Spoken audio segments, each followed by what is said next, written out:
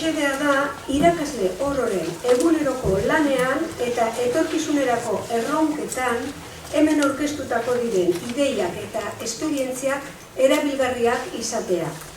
Gaur, Alexabel Ferriren aurkezpena egitekoa izan da, baina ezin izan da etorri. Orain dela 2 ordu deitu digu, hori esanez. Inaize Puigdelibolen hitzaldia entzuteko aukera izango dugu gaur. Bihar, hainbat esperientzia ezagutuko dugu.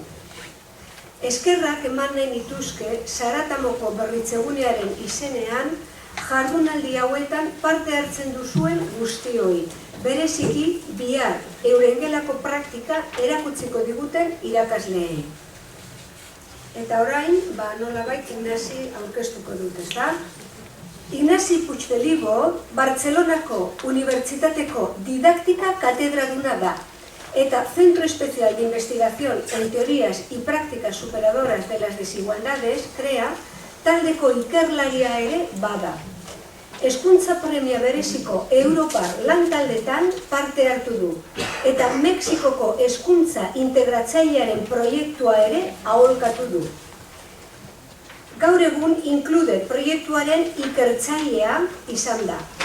Proiektu honen helburua Europar hezkuntza sistemetan elementu inklusiboak edo baztertzaileak identifikatzea da. Eta elementu horiek gizarte kohesiorako izan dezaketen eragina aztertzea. Eskola inklusiboari buruzko argitalpen askoren egilea da Ignasi, bai liburu zein artikuluak. Horien artean, necessitats educatives especials, programación de aula y adecuación curricular, estrategias de integración, la educación especial en la escuela integrada. Eman zaizuen karpetan aurkituko alduzue azken honetako atal bat. Eta besterik gabe, Ignasi, tienes la palabra.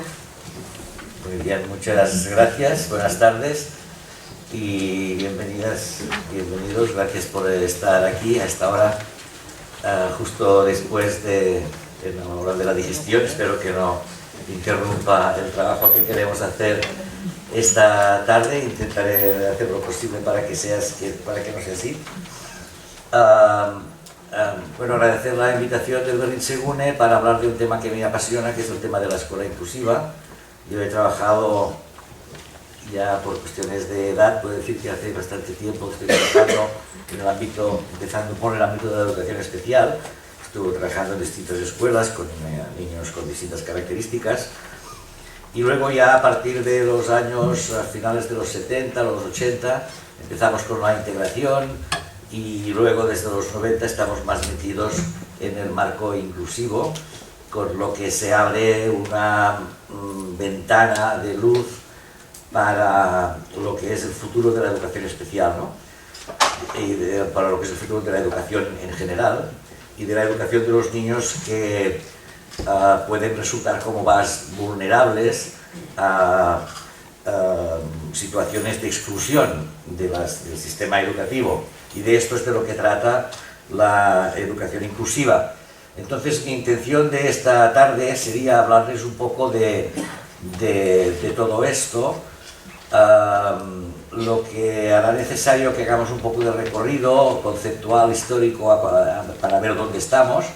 Pero también me gustaría que la cosa no se quedara así, sino que pudiéramos entrar también en el ámbito pues, más pragmático de las acciones, de las actuaciones de éxito que podemos llevar a cabo para conseguir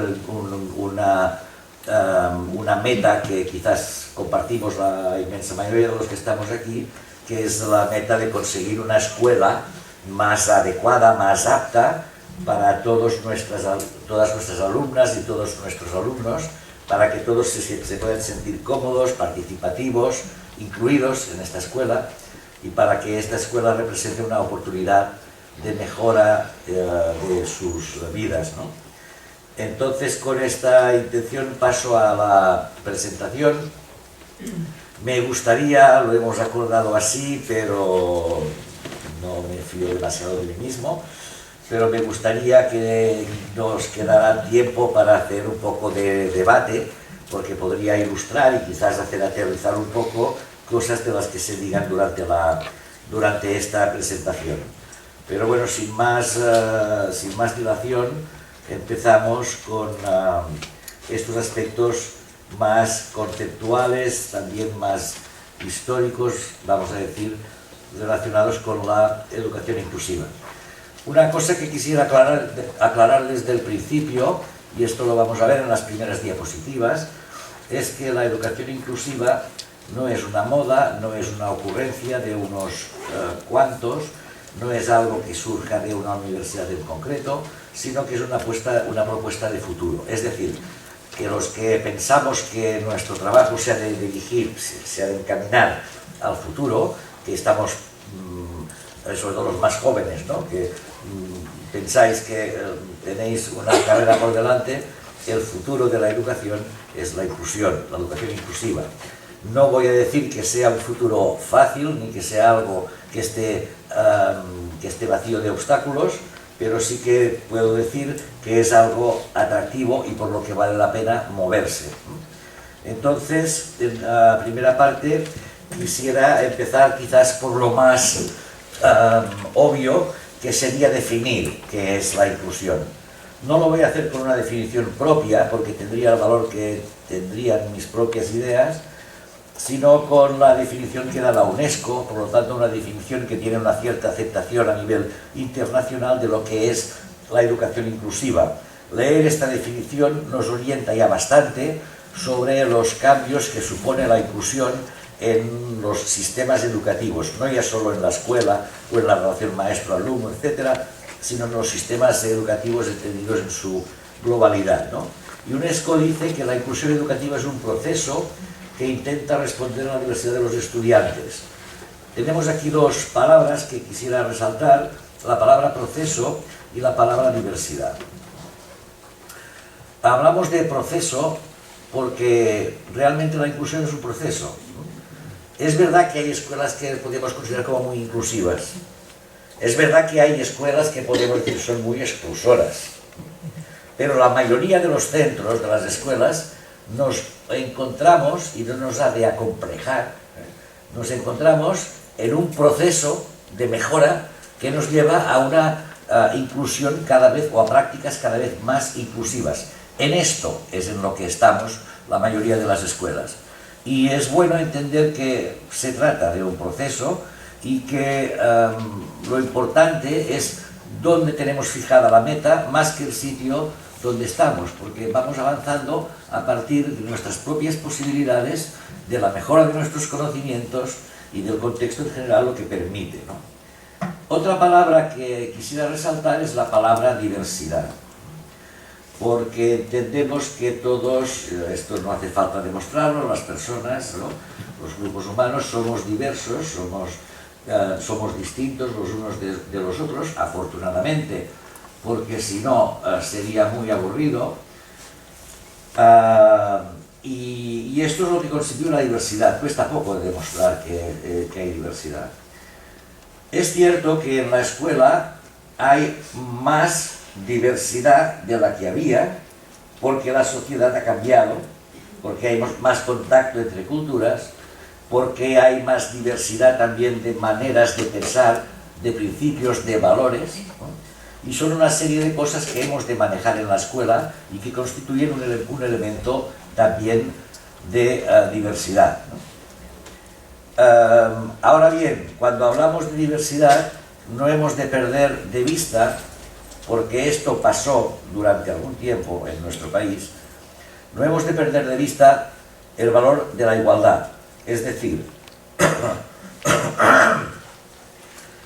el hecho de que seamos diversos, el hecho de aceptar la diversidad que nos caracteriza como grupos humanos, no debe ni puede justificar desigualdades. Y esto es muy importante porque a veces, con una mala interpretación de lo que sería el respeto a la diversidad, hemos justificado desigualdades. Lo que ocurre, por ejemplo, si yo digo, bueno, esta niña, que es una niña gitana, ¿no?, al fin y al cabo, lo más probable es que vaya a hacer como su mamá, de tener un puestecito en el mercado ambulante. Entonces, esta niña, ¿qué sentido tiene que la atosigue con el aprendizaje de lenguaje, de matemáticas, de inglés?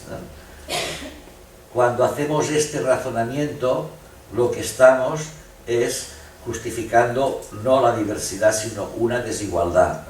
Porque si a esta chica no le ofrecemos los conocimientos, las pautas culturales que necesitará para desenvolverse en su entorno, el entorno social en el que ha de vivir del siglo XXI, esta chica estará en franca desventaja con respecto al resto de las chicas, ¿no?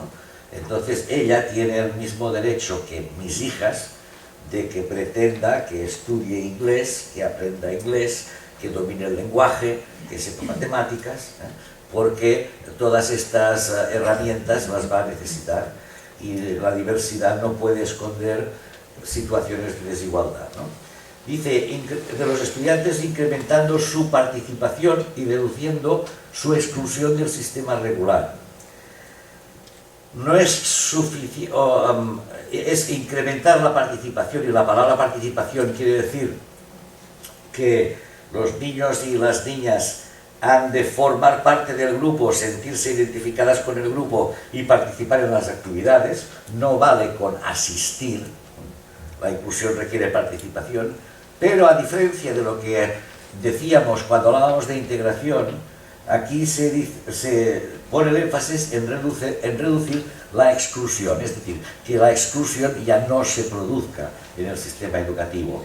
Por lo tanto, revisar los elementos, los componentes de los sistemas educativos, de las escuelas y de los institutos que generan exclusión, ¿no?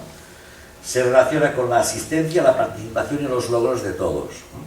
Asistencia, por supuesto, porque si no asistimos ya no podemos participar, pero siendo una condición básica no es suficiente, es necesaria la participación y son necesarios los logros.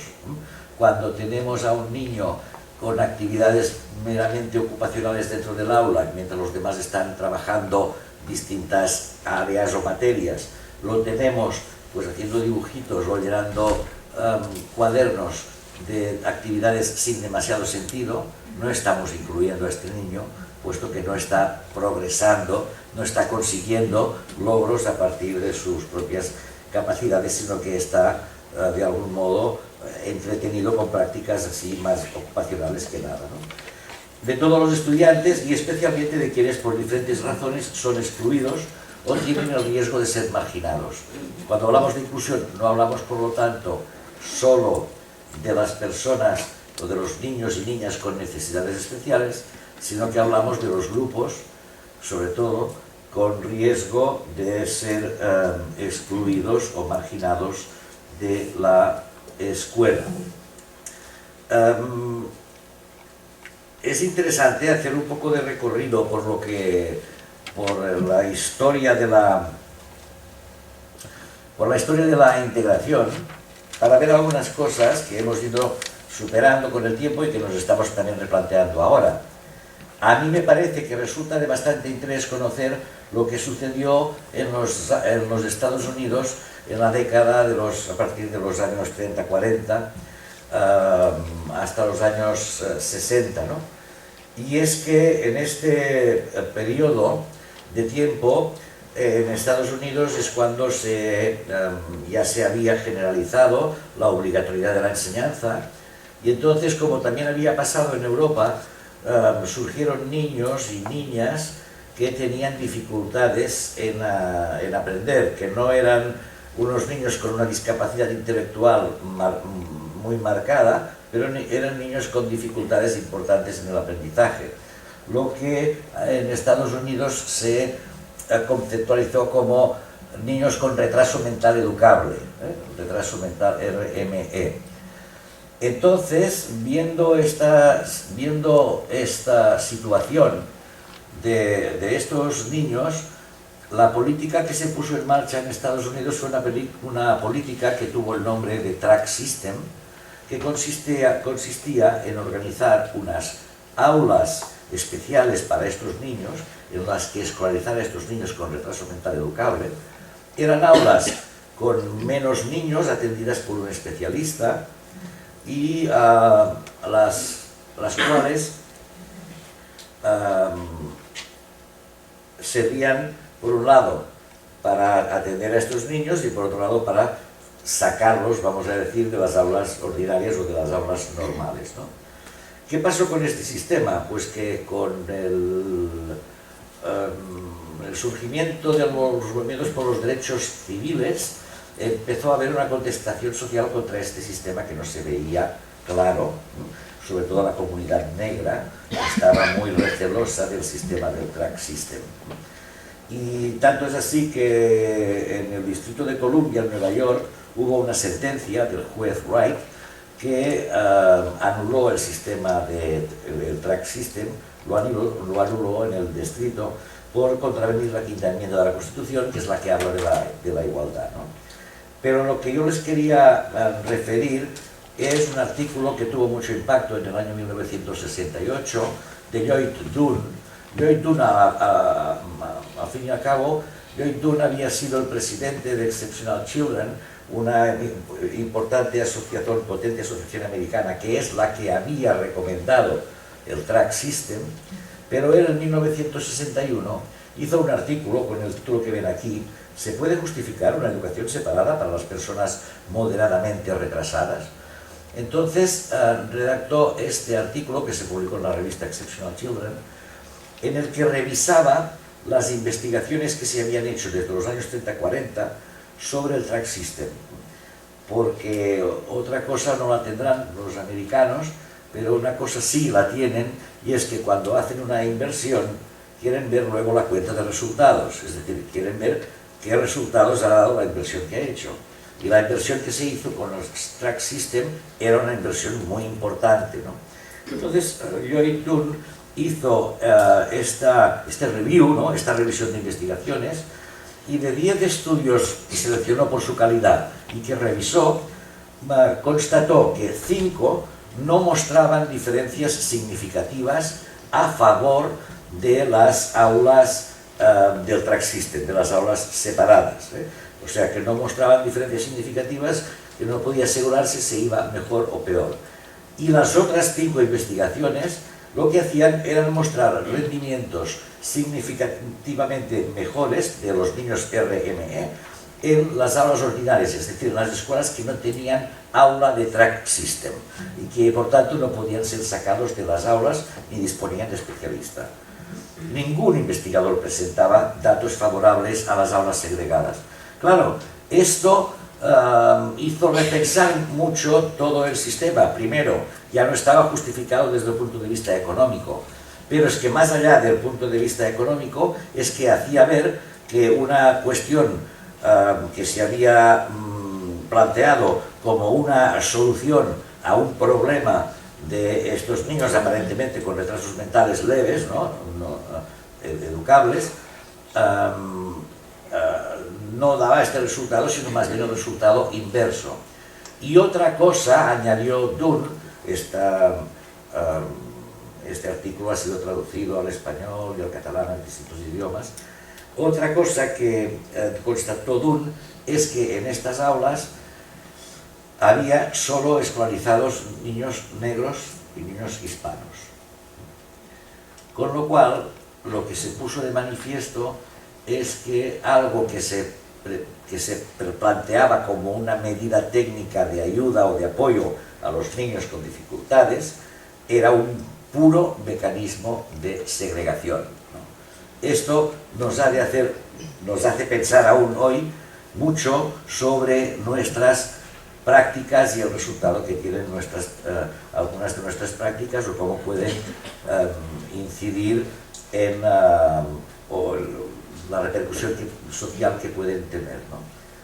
Entonces, vemos que en Estados Unidos la integración, pues, en buena parte surgió a partir de estos estudios de eficacia que hemos visto, que destacaban que este tipo de segregación era negativa, del track system, la sentencia Wright. En los países del norte de Europa, en los años 50, se basó mucho el movimiento de la inclusión en el desarrollo del principio de normalización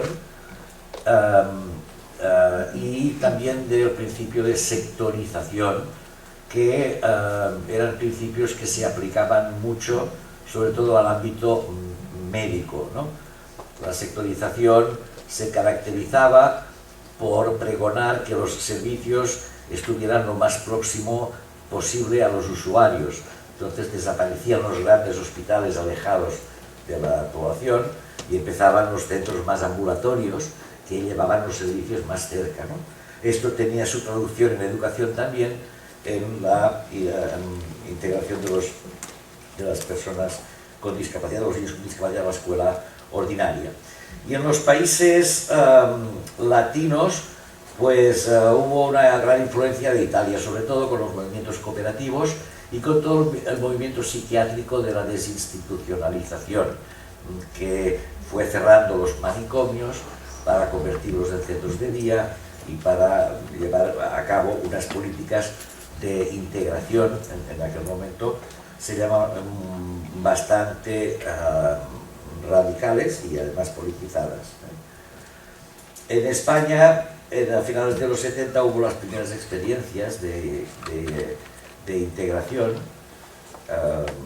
experiencias en Galicia, por ejemplo, había la escuela El Ouro, que era un centro en donde se trabajaba conjuntamente con niños, sobre todo niños con trastornos del espectro autista y niños normales, un centro muy peculiar, el centro del Pelouro, que empezó a funcionar en los 70 y tuvo una gran repercusión. También en Madrid hubo unas escuelas donde trabajaba Mar Montfort y Adoración Juárez en la integración de niños sordos. En Barcelona estaba el Centro Pedagógico de la Caixa, el Psicopedagógico de la Caixa, que se transformó en un centro para el apoyo de la integración de niños sordos y ciegos. Todo esto ocurría a finales de los 70, ¿no? Y lo que marcaría bastante un antes y un después, incluso a nivel legal, pero también a nivel de la vida cotidiana, fue la aprobación en 1982 de la Ley de Integración Social de Niños Válido, que fue una ley muy avanzada en su momento de integración. Estamos haciendo un poco de recorrido. Los más añejos en el lugar recordarán algunas cosas de estas. Aquí en España lo que pasó es que a finales de los 70 decíamos las primeras experiencias. En el 80 es cuando en el Plan Nacional de Educación Especial se empieza a hablar de las famosas aulas de educación especial, que ya se habían descartado en otros lugares, ¿no? Aquí se empiezan a hablar de las aulas de educación especial, pero eran aulas a tiempo completo, o sea, aulas para escolarizar niños. Y recuerdo textualmente lo que decía la orden, que decía para deficientes leves, cuando sea posible. O sea, que era bastante timorata la ley en este sentido.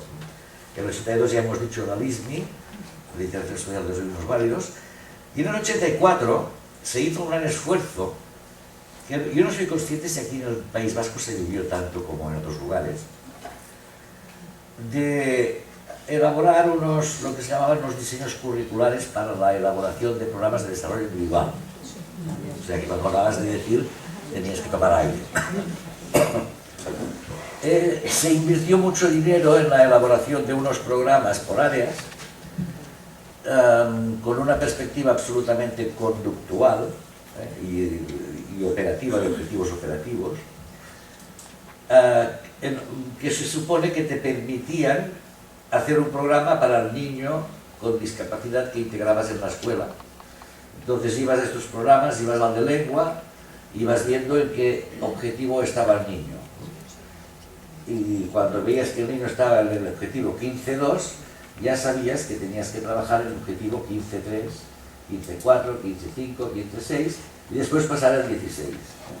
O sea que era tan simple como erróneo e inútil. porque quizás sí que fue un material que podía tener alguna utilidad para no sé qué, pero desde el punto de vista educativo no, porque partía de la idea de desarrollar un programa específico para el niño que no tenía nada que ver con el programa que hacían sus compañeros, ¿no? Pero es que además partía de una concepción de aprendizaje, como si el aprendizaje fuese una cosa secuencial que respondiera a la ley del estímulo-respuesta, y sabemos que no es así, que el aprendizaje es mucho más complejo, ¿eh? Yo recuerdo que había pues un objetivo que decía, ante una hoja con las 5 vocales, cuando el maestro señale la O, el niño dirá O. O sea, este era el objetivo, ¿no?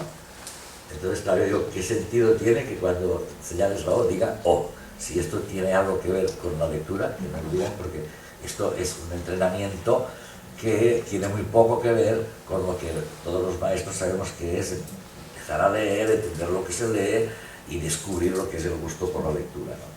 Pero bueno, se gastó mucho dinero, se tradujo al catalán, se hicieron muchos ejemplares que rápidamente quedaron abandonados porque no servían, en la escuela no servía eso, ¿no? No servía tener a los niños con programas así diferenciados.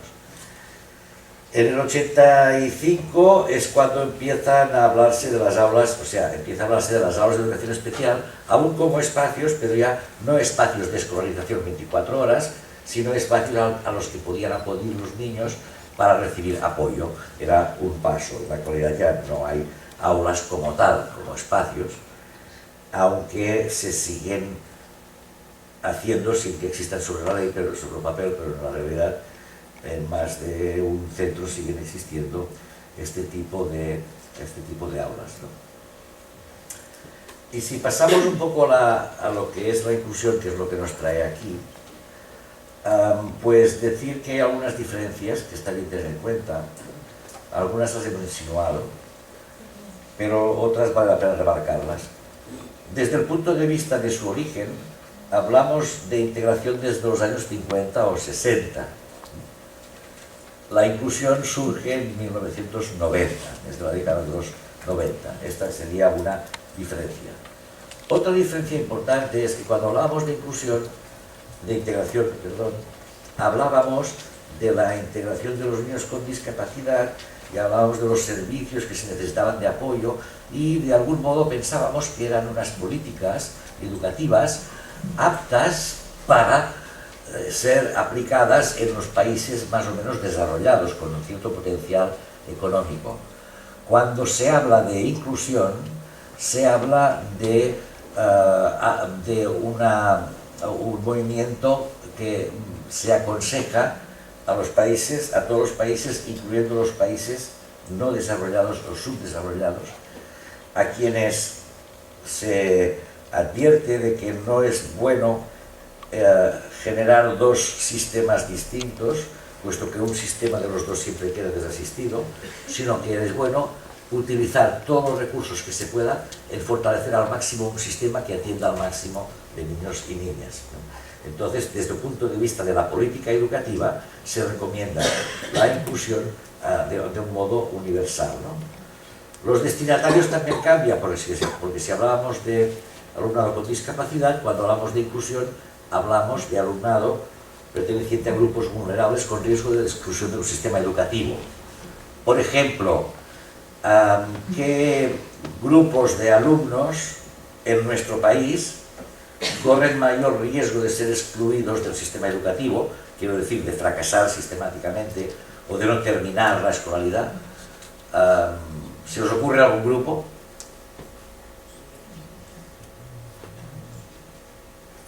A ver, ¿me he oído algo? Gitanos, por ejemplo.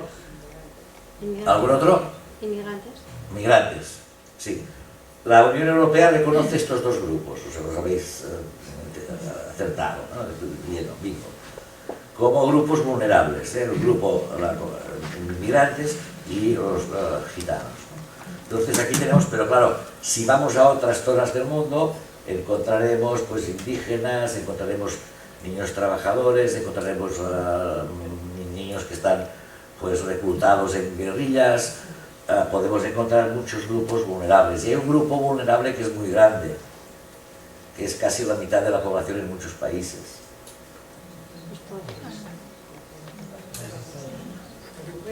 Las mujeres, las niñas,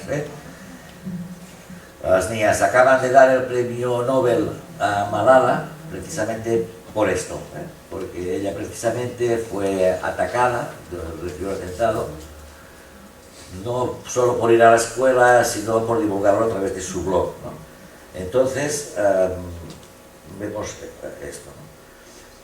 Y finalmente, cuando hablábamos de integración, pensábamos sobre todo en decir cómo compensamos, cómo adaptamos el niño a la escuela para que este niño ciego, este niño sordo, para que pueda seguir el ritmo de la clase, qué apoyos le hemos de dar, ¿no?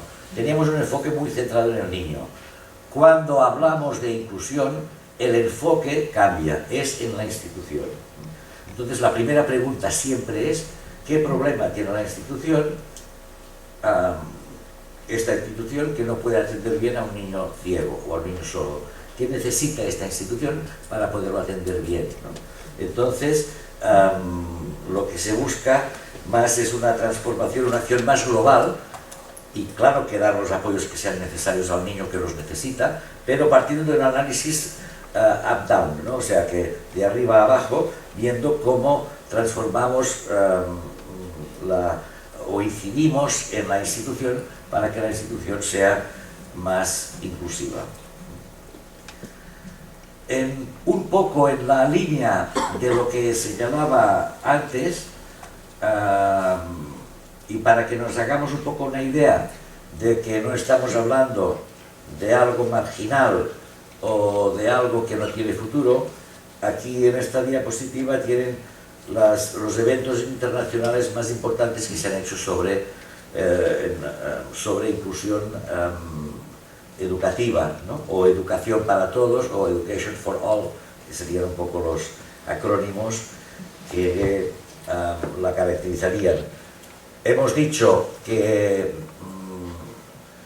es un movimiento que empieza en 1990, y es que la partida de nacimiento la ubicaríamos en una cumbre que tuvo lugar en Tailandia, en Jomtien, en 1990, en la que empezaron a establecerse los objetivos para la escolarización de toda la infancia, y sobre todo la infancia con más vulnerabilidad, ¿no?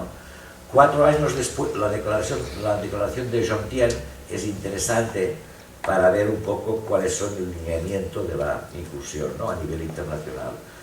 La conferencia mundial que hubo en Salamanca 4 años más tarde es importante porque es la única que ha habido que se ha centrado exclusivamente en las necesidades especiales, es decir, en las personas con discapacidad, ¿eh? La declaración de Salamanca también es relevante en este sentido. Luego ha habido otras, como la reunión de Jordania, Amán, de mitad del decenio, la de Dakar, en Senegal, y la de Moscú en el 2010. Estas cumbres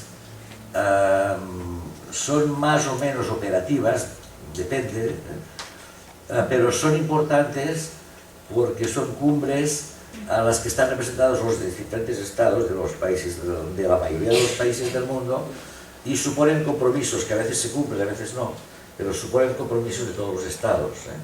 Por esto ahora nos podemos dar cuenta, si somos un poco observadores, que vayamos donde vayamos, cuando miramos leyes de educación, caramba, todo el mundo pone inclusión. La palabra inclusión sale por todos lados, ¿no? No es porque sí, sino es porque los gobiernos, sabiendo lo que implica, o sin saberlo tanto, pero los gobiernos están comprometidos con el movimiento hacia la inclusión, ¿eh? Bueno, aquí tienen 2 portales de UNICEF y de UNESCO dedicados a la educación para todos, a la inclusión, pero buscándolo a través del señor Google, poniendo educación inclusiva, poniendo educación para todos, o EFA o EPT, lo encuentran fácilmente. Bueno, quisiera mostrarles esta gráfica, aunque sea el 2003, luego veremos alguna más actual, aunque sea el 2003, porque creo que es representativa, que es indicativa. y es un poco para reforzar también la idea de que la calidad y la equidad no están reñidas, sino al contrario. O sea, la calidad, el nivel, y la equidad, desde que llegue a todos, no son dos cosas reñidas. Vamos a ver cómo lo demostramos con estos datos del PISA 2003. Aquí tenemos una gráfica en la que vemos en el eje vertical, en la ordenada, veríamos las puntuaciones medias en matemáticas de los estudiantes de 15 años en diferentes países de la OCDE. Por lo tanto, los que están más arriba, por ejemplo, Hong Kong, son el país donde la media de los estudiantes en matemáticas, los estudiantes de 15 años, es muy alta, ¿no? En cambio, encontramos una media muy baja en Brasil. No es aconsejable de estas gráficas estáticas, cuando digo estáticas digo de una foto fija de un año, hacer demasiadas constataciones como individuales, porque si queríamos analizar, por ejemplo, la situación de Brasil, lo mejor sería que hubiésemos una serie y vemos si aumenta o si disminuye, porque aquí solo lo pone en relación con otros países, ¿no? Lo que me interesa más de esta gráfica, y lo van a entender rápidamente, es la abscisa, es decir, la dimensión horizontal, donde está representada la dispersión. Entendemos por dispersión la diferencia que hay entre las mejores notas y las peores notas de cada país. Si la diferencia es muy alta, como aquí 125, quiere decir que hay mucha desigualdad entre las notas, aunque sean altas o bajas, pero hay mucha desigualdad.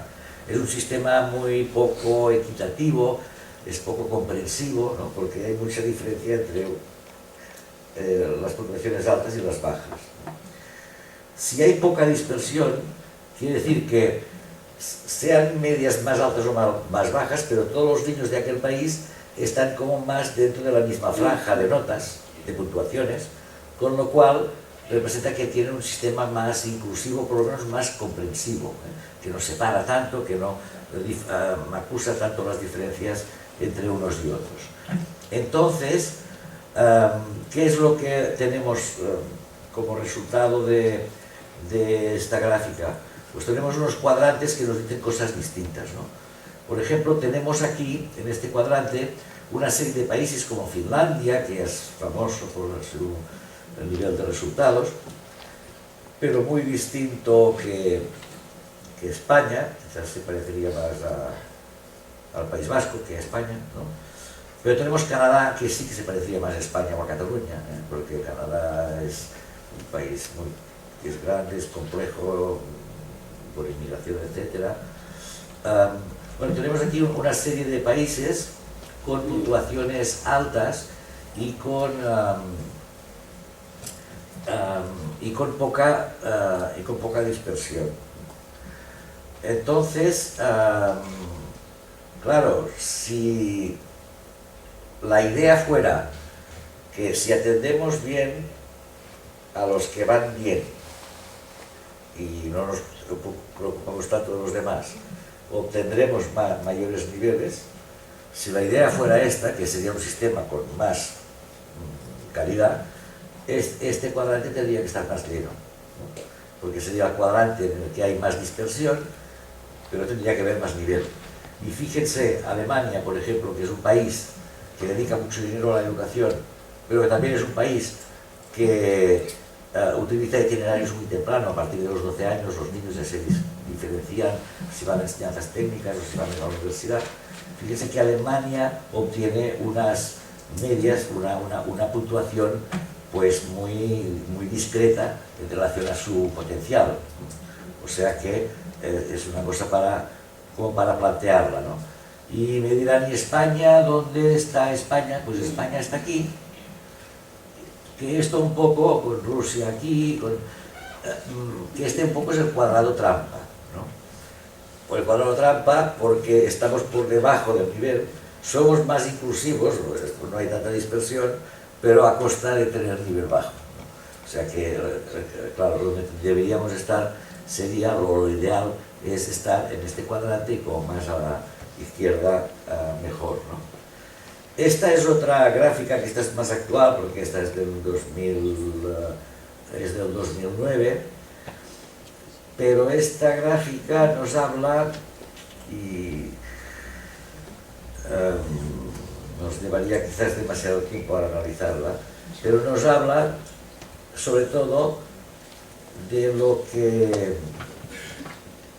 cómo incide el nivel socioeconómico en las puntuaciones.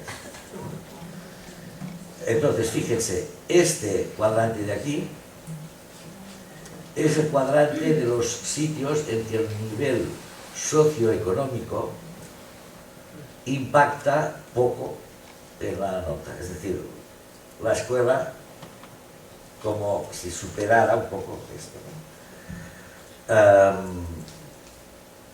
Con niveles altos. Aquí están los países en que también impacta poco, pero son niveles bajos. Aquí estamos también nosotros, que estamos de color rojo. Lo puse. En cambio, en este otro lado, vemos que hay más relación, todos estos países, con nivel alto o con nivel bajo. Lo que es verdad es que en estos países el nivel económico condiciona mucho los resultados escolares. Es decir, podríamos decir, tienen las escuelas menos transformadoras, ¿no? Y aquí sí que nosotros lo que deberíamos conseguir es tener escuelas más transformadoras, o sea, escuelas que consigan de algún modo modificar la situación de partida de los chicos y de las chicas, ¿no? Quisiera hablar un poco de el concepto de exclusión y del modo en que más lo conocemos aquí, que es a través de lo que sería el fracaso y el abandono escolar precoz. Esto lo veremos más adelante, nos lo saltamos.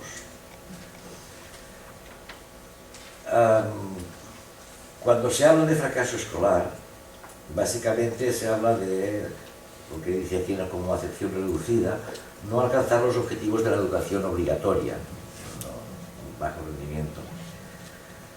Sin embargo, la definición de trabajo de la OCDE, y esto lo debemos tener en cuenta cuando miramos informes o leemos noticias en los periódicos, hablan del fracaso escolar, del fracaso y el abandono escolar, cuando incluyen estas dos dimensiones, ¿no?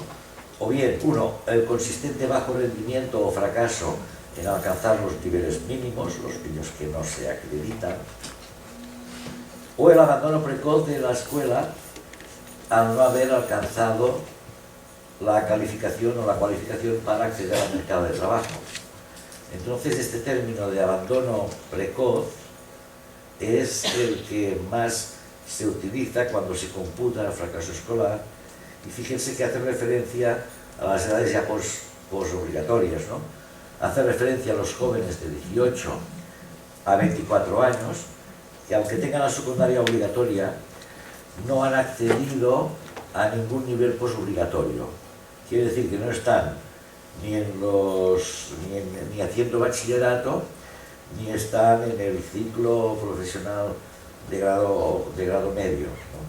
Son los jóvenes que se considera que no han recibido la formación suficiente para acceder con posibilidades de éxito al mercado de trabajo. Por lo tanto, es una definición bastante exigente la que nos proporciona la OCDE. Si vemos los resultados que tenemos aquí en nuestro país en matemáticas, lectura y ciencias de un modo progresivo, vemos que del 2003 al 2009, el 2003 porque es el año que empezamos a tener estas puntuaciones, ha habido un progresivo descenso de las medias en las tres puntuaciones, a pesar de que las ciencias es la que tiene una mejor puntuación. Sin embargo, en el 2012 parece que hay una ligera mejora, lo que nos tiene que animar, de un modo u otro nos puede animar, ¿no? Si vemos los datos de lo que sería el fracaso, el abandono escolar temprano en los países de la Unión Europea, pues observen que Eslovenia, la República Eslovaca o la Checa son las que están mejor situadas, tienen los índices más bajos. Y a ver si adivinan este color amarillo, ¿a quién corresponde? Este color amarillo corresponde al Estado español, ¿no? Corresponde a España. Esta es la mala noticia. La buena viene a continuación, que es, si miramos España por comunidades autónomas, y entonces la flecha que indica la situación claramente mejor es la del País Vasco. En el País Vasco hay un 11, que aún es, creo, superior a la media. No, de los 27 es más baja, ¿eh? Es más baja incluso que la media de los 27, de la Unión de los 27, y la mejor de España. Entonces, bueno, y hay dos comunidades con más abandono, pero de estas gráficas se pueden, mirándolas con calma y contrastándolas, pues se pueden a veces sacar bastantes conclusiones, ¿no? Pero una de las conclusiones que se pueden sacar, pues es de que el sistema educativo en el País Vasco, a nivel de inserción laboral, no está funcionando lo mal que está funcionando en el resto del Estado. O sea, está funcionando mejor, mejor que en la mayoría de los 27 de la Unión Europea, ¿no? Ahora, si lo que queremos es comprender, un poco mejor qué pasa con los niños y niñas que fracasan en la escuela para luego intentar poner un poco de remedio a la situación, hay algunos autores que nos pueden dar algunas pistas. Por ejemplo, podríamos ver los trabajos de Bourdieu, de los años 70, 80, Bourdieu-Passerón, en que analizan los sistemas educativos, analizan el input y el output de los sistemas educativos, o los niños que entran, los que salen, y entonces constatan algo que no podemos nosotros contradecir, porque los hechos son así, y es que la escuela parece tener una función bastante reproductora de las desigualdades de partida del alumno. Por lo tanto, esta constatación como constatación estadística y a grosso modo de la realidad es algo que aporta Bourdieu y que sobre lo que debemos reflexionar. Sin embargo, ellos van un poco más allá, entonces hablan del estructuralismo, y aquí es donde podemos estar de acuerdo o no, porque de algún modo lo que Bourdieu y los estructuralistas proponen es que hay una estructura que se nos come y contra la cual no podemos hacer nada, que es una ilusión lo de que podemos transformar la sociedad a través de la escuela, ¿no? Y a esto sí que hay muchas personas que no solo han dicho, sino que han demostrado con una acción que sí que se pueden transformar las cosas. Hay programas educativos, hay acciones de pedagogos importantes, como por ejemplo Paulo Freire, con todo el movimiento de alfabetización. Incluso hay teóricos como Habermas que lo argumentan, ¿no? que hay un sistema, que es una estructura, pero que hay la agencia humana y que hay una dinámica que nosotros podemos también transformar el sistema.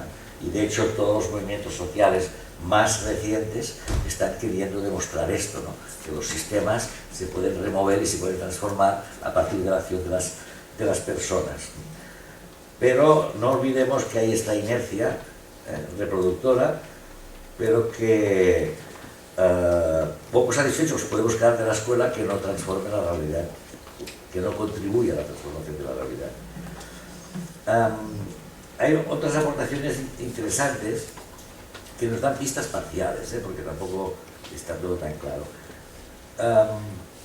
Bernstein, por ejemplo, psicolingüista, hace un análisis del lenguaje muy agudo y entonces él señala que las personas utilizamos códigos distintos, códigos lingüísticos distintos, en función del estrato social al que pertenecemos y del nivel cultural en que nos ubiquemos, ¿no?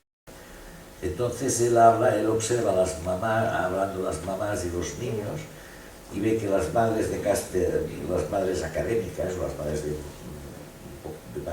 mayor nivel hablan a los niños con unos códigos en los que hay mucha más abstracción, mucha más descripción, mucha más razonamiento, mientras que las mamás no académicas o que las mamás de estratos más humildes utilizan unos códigos más basados en la acción directa, más basados en los imperativos, más basados más vinculados, ¿no?, con lo que sería la realidad y la acción, ¿no? Entonces él habla de código elaborado cuando se refiere al primero y de código restrictivo cuando se refiere al segundo, restringido, perdón, no restrictivo, no. Código elaborado y de código restringido. Él se preocupa de decir que no es una jerarquía de códigos, y esto lo hemos de tener en cuenta, porque son códigos distintos, que un código respondería más, por decirlo de algún modo, a lo que sería la inteligencia académica, ¿no?, y el otro código a la inteligencia práctica, ¿no?, que no son distintos. Lo único que socialmente tienen distinto valor, esto sí, porque el código elaborado es el código que da acceso, es el código que usa la escuela y es el código que da acceso al conocimiento, que da acceso a la academia, que da acceso a la universidad, ¿no? Entonces, el trabajo de Bernstein nos puede resultar útil para entender que hay niños y niñas que luchan, entre otras cosas, con una desventaja que les viene del código que ellos usan, que no es que sea menos que el otro, sino que es distinto, pero que no es el dominante, no es el prestigioso. Entonces, ante esto, ¿qué hemos de hacer? Voy a citar otra vez a Paulo Freire porque esto yo lo tenía muy claro, ¿no?, que él decía que tenemos que ser muy respetuosos con el lenguaje, él hablaba del lenguaje popular, y con la cultura popular, y recogerla en la escuela, y revalorizarla, y hacerlo sentir a los niños. Dice, pero cuidado, tenemos que dar a los niños los instrumentos para que sepan moverse en los códigos dominantes, aunque nos gusten o no nos gusten, porque si no estarán desvalidos. O sea, que no les podemos hacer el franco favor de, por valorar sus códigos, su lenguaje, no tengamos en cuenta que estos niños lo que necesitan precisamente es, a partir de este respeto y de esta valoración, porque si no caeríamos en un grave error, a partir de ahí trabajar el acceso a estos códigos, porque son niños que estos códigos no se los van a encontrar en casa. Entonces son los niños que más necesitan leer clásicos, son los niños que más necesitan que se hable en clase de unas determinadas formas y aprender o corregir el lenguaje, etc. Otro elemento importante que nos ayuda también a entender un poco las dificultades que se pueden dar es el de Perrenot, cuando habla del capital escolar. Pero de hecho Bourdieu habló del capital cultural, pero no habla del capital escolar. ¿A qué se refiere? Y esto también muchos maestros que estáis aquí lo vais a reconocer fácilmente, ¿no? Él se refiere a que en un grupo, en una familia, hay capital escolar distinto en función de la vivencia de la escuela que tienen los padres y los abuelos, o los tíos, el clan, ¿no? Entonces, si en la familia hay ha habido una vivencia de la escuela como algo positivo que te ha aportado, que ha servido de ascensor social, en el que más o menos pues, las cosas han ido bien, este niño tiene un capital escolar bastante elevado que le facilita la adaptación y el trabajo en la escuela, mientras que el niño que no dispone de este capital, el niño en el que los papás o los tíos o los primos han tenido problemas en la escuela, la han tenido que abandonar antes de tiempo, han sido marginados, han tenido la sensación de incompetencia, de que no sirven para estudiar. Este niño tiene un capital escolar muy bajo y este niño tendrá que luchar mucho para conseguir los mismos resultados que sus compañeros si no supera esta situación, ¿no?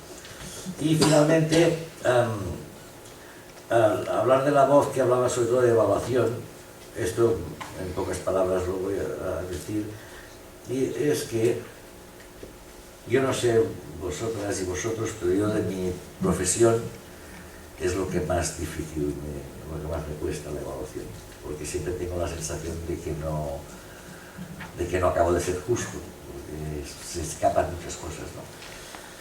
La voz lo que dice es que en la evaluación hay mucho currículum oculto, y lo que dice es que decimos que evaluamos algo de conocimiento de matemáticas o de lengua o de ciencias naturales, pero que intervienen muchas cosas, que podemos estar evaluando submisión, podemos estar hablando que el niño vaya limpio, que no es que no sea importante que el niño vaya limpio, pero entonces debemos saber que evaluamos que va limpio, no que evaluamos matemáticas, ¿no? Y él lo que dice es que hay unos patrones culturales que están por debajo de la evaluación, sin darnos cuenta, que favorecen a los niños de determinados entornos culturales, de familias más académicas, y que dan como resultado una evaluación distinta por la forma de comportarse, por la forma de relacionarse con el profesor, y que tiene muy poco que ver esto con la medición o con el nivel de conocimientos conseguido, ¿no? Bueno, y todo esto para decir que es muy importante, con todo esto lo que quisiera llegar con el rodeo es a la idea de que la interacción es muy importante en el aprendizaje para todos. Cuando yo empecé a trabajar con el tema a usar ordenadores, y los que sois un poco más añejos o más añejas también lo sabéis, pues cuando salía un programa nuevo, con lo cual se hacían cursos, o te comprabas un manual para estudiarte, ¿no? ¿Cuánto hace que no hacemos un curso ni miramos un manual? ¿Qué hacemos? Vamos a la compañera, oye, que se me ha quedado así, ¿tú cómo lo haces para arrastrar esto para acá? O sea, que nadie compra manuales, todo el mundo hace interacción. El aprendizaje se basa en la interacción. Y una cosa muy importante que todos sabemos que tenemos que trabajar en la escuela son las habilidades comunicativas. Y las habilidades comunicativas no se aprenden todos de frente mirando al profesor, sino que se aprenden hablando, discutiendo, solucionando problemas conjuntamente, ¿no? Pero es que además las personas estamos construidas, según mí, en buena medida por el diálogo, ¿eh? Él dice que tenemos un yo, que es nuestra personalidad, vamos a decir, es el aspecto más orgánico, diferencial nuestro, y tenemos el mí. Y para él, el mí, para mí, el mí es las personas que llevamos dentro, las personas significativas para nosotros, nuestro papá, nuestra mamá, un tío, un compañero de escuela, una persona que admiramos. Estas personas las llevamos de algún modo dentro y se establece un diálogo. Para mí este es el fundamento de la personalidad, ¿no? Los otros interiorizados. Entonces esto tiene la mala noticia de que si interiorizamos cosas malas, y los pasa a los niños también, ¿no? Pues nos atormentan y vivimos mal, ¿no? Pero tiene la buena noticia que me dice que la persona es dinámica y que podemos transformarlo. ¿Cómo? Con otras interacciones, poniendo interacciones buenas, ¿no? Interacciones positivas o estimulantes, ¿eh? Gente que tenga expectativas sobre ti, gente que te valore, gente que te haga sentir bien, ¿no? Entonces, este carácter dinámico de la persona es muy importante, ¿no? Y en todo esto es importantísimo que para el desarrollo y que para que lo tengamos en cuenta como maestros o las familias, que es el tema de las expectativas, ¿no? Es decir, cuando tenemos expectativas positivas sobre alguien, esto le llega y esto hace que incremente su desarrollo.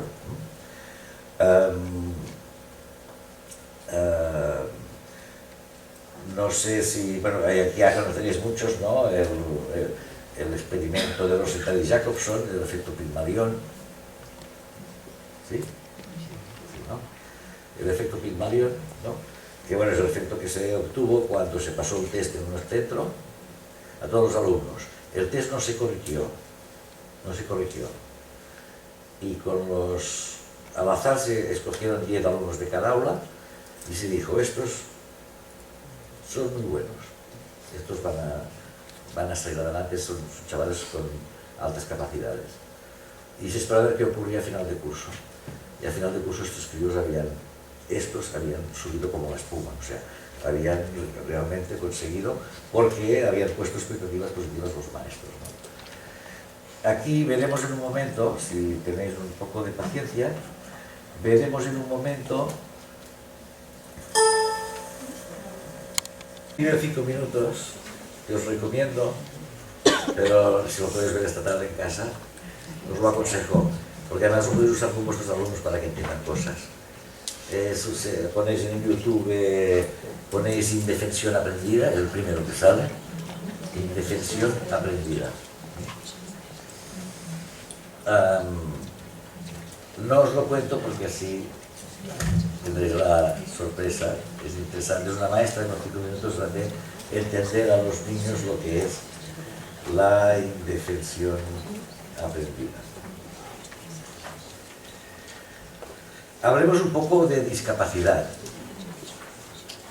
No es un abutar decir que la discapacidad es un atributo universal de nuestra especie. ¿Por qué? Porque nos creemos muy listos, pero solos no somos capaces de prácticamente nada. O sea, yo no estoy aquí por méritos propios, estoy aquí porque en el avión había un piloto, había venido a buscar con el coche, ¿no? Pero ustedes están aquí también porque han venido con el coche, se han vestido, han usado el despertador, todas estas cosas, y está la electricidad y todas estas cosas que nadie de los que estamos aquí sabe hacer y que estamos usando, ¿no? Imagínense que, o sea, pocas cosas podemos hacer sin otras personas que ni tan siquiera conocemos, ¿no?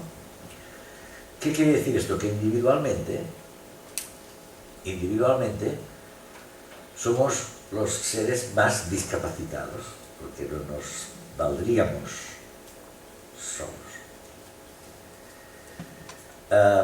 Pero esta discapacidad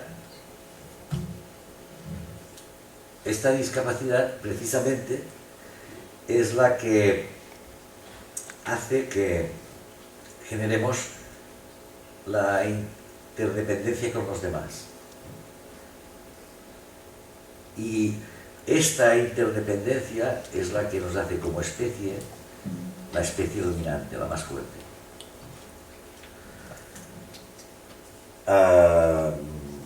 Si observan a un perrito o un gatito por la calle, no necesita nada, se espabila. Pero nosotros sí que necesitamos un despertador, necesitamos ir a comprar el pan, no sabemos hacer el pan, no sabemos fabricar electricidad, de lo que usamos no sabemos hacer prácticamente nada. Lo que pasa es que tenemos esta interdependencia. ¿Qué quiere decir? Quiere decir que estamos aquí usando la luz de un señor que está en una central eléctrica que debe haber por aquí, que se está ocupando de que nos llegue la luz. Y nosotros nos despreocupamos de la luz porque la electricidad, porque sabemos que hay alguien que se ocupa, ¿no?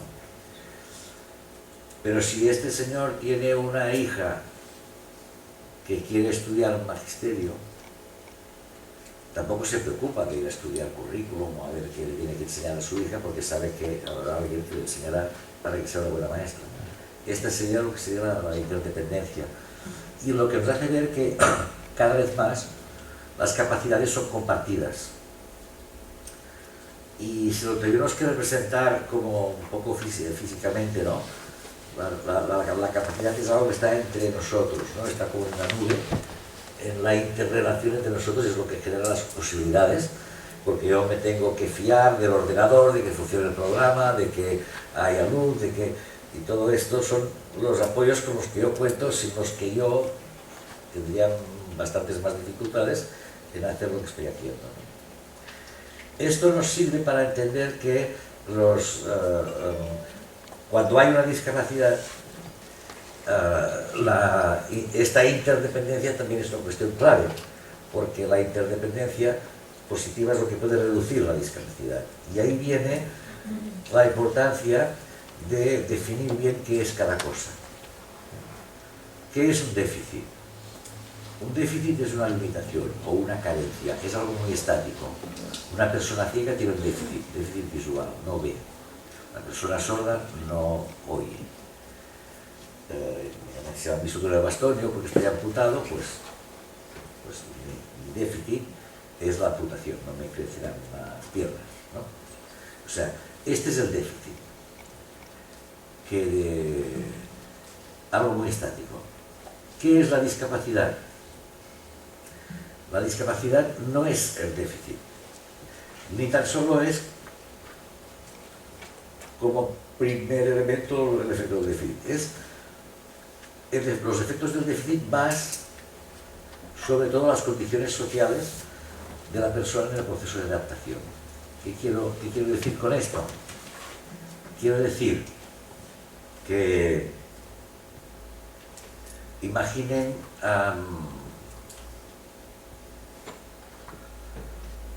una persona, no sé, imaginen una persona ciega que ha estado sobreprotegida, que ha tenido una escolarización deficiente y que, bueno, al final ha conseguido, pues, vender el cupón, pero tener como un entorno muy reducido y depender mucho aún de sus papás, que son ancianos. Vale. Pensemos otra persona ciega que ha tenido otro tipo de escolaridad, otro tipo de estímulo, que se ha motivado, que ha estudiado fisioterapia, que trabaja en un hospital, que tiene autonomía, que va y viene, que tiene unos amigos. Dos personas con el mismo déficit exactamente igual, una tendrá una discapacidad bastante grande y la otra bastante reducida, no sé si me explico. Entonces, en la discapacidad intervienen mucho las condiciones sociales. Las condiciones sociales intervienen muchísimo. Pero para nosotros como profesores, lo que nos interesa mucho saber es que ante el déficit podemos hacer muy poco. Esto hace 20 años o no se sabía, o no se reconocía, o no se aplicaba. Pero ante el déficit podemos hacer poco. Poco importante, pero poco, que es acoger el déficit. Cuando digo acoger, quiere decir que no nos asustamos ante el déficit, que mostramos a la persona, que lo aceptamos tal como es, pero nosotros no curaremos una lesión medular, no haremos que un ciego vea, ni que o sea, ante el déficit podemos hacer muy poca cosa. Es terreno más bien de la medicina y de la biología, pero no nuestro. En cambio, ante la discapacidad sí que el protagonismo es nuestro, porque como profesores, como educadores, podemos reducir o ayudar a reducir la discapacidad. ¿Cómo? Pues cada vez que ponemos expectativas en lo que puede hacer el niño con síndrome de Down, vamos a suponer por ejemplo, estamos reduciendo su discapacidad. Cuando hablamos con la familia, mire, déjenlo venir solo, que ya tiene una edad, déjenlo venir solo, aunque sea desde las 2 cuadras de la escuela, pero que llegue solo porque el niño ya puede, estamos reduciendo su discapacidad. Cuando confiamos en el niño más pequeñito, también con esta dificultad o con autismo, ¿no? Que vaya a la secretaría y que pida las hojas de no sé qué a la secretaria. Estamos reduciendo su discapacidad, ¿no? Y en definitiva, cuando estamos consiguiendo que aprendan cosas útiles, estamos reduciendo la discapacidad. Por lo tanto, hemos de ser muy conscientes de que nuestra acción tiene un efecto muy importante en la calidad de vida de estas personas cuando sean adultas. Por lo tanto, que es algo muy importante lo que nosotros estamos haciendo con estas personas. Digo que esto no se ha tenido siempre en cuenta porque acordaros que antes, cuando estudiábamos educación especial, nos hacían estudiar fisiología, neurofisiología, biopatología, nos hacían estudiar cosas que dices, bueno, está bien para tener como cultura general, pero que no era, o sea, no es el terreno nuestro, no tenemos que hacer nada de esto. Bien, entonces hay una cuestión, yendo un poco más adelante, hay una cuestión de actitud también en el tema de cómo nos relacionamos con las personas con dificultades de aprendizaje o las personas que tienen alguna discapacidad.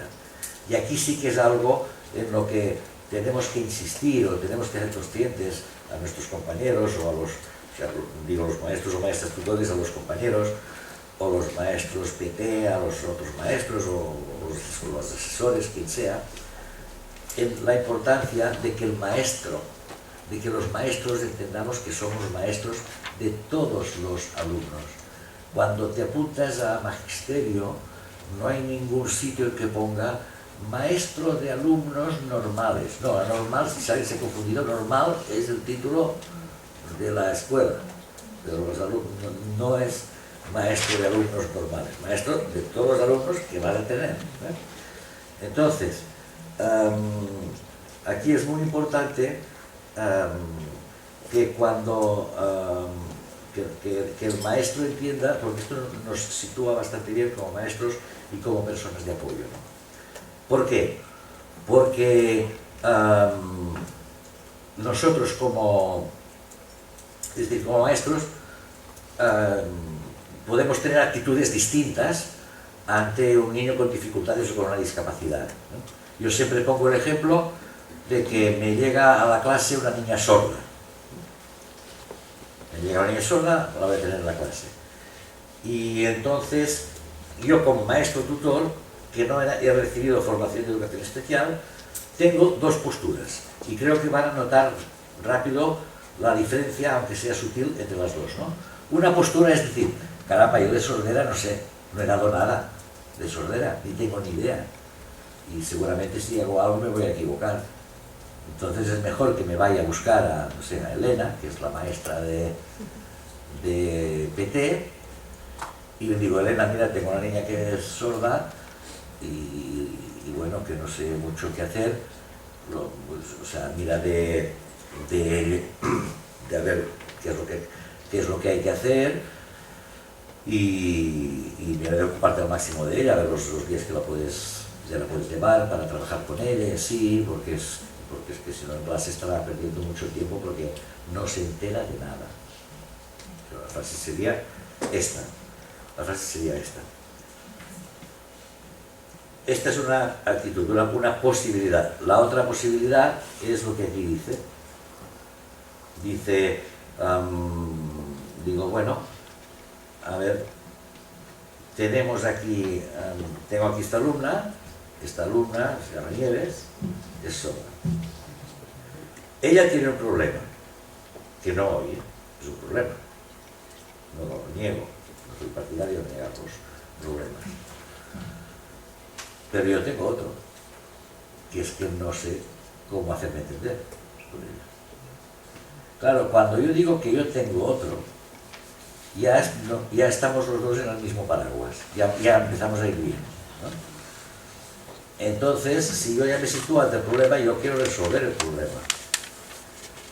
Y lo más inmediato es quizá hablar con ella, a ver, que me oyes, me entiendes, cuando te hablo de esta manera, cuando te hablo de la otra, dónde te va mejor sentarte, si te puede pasar estas fichas o estas otras.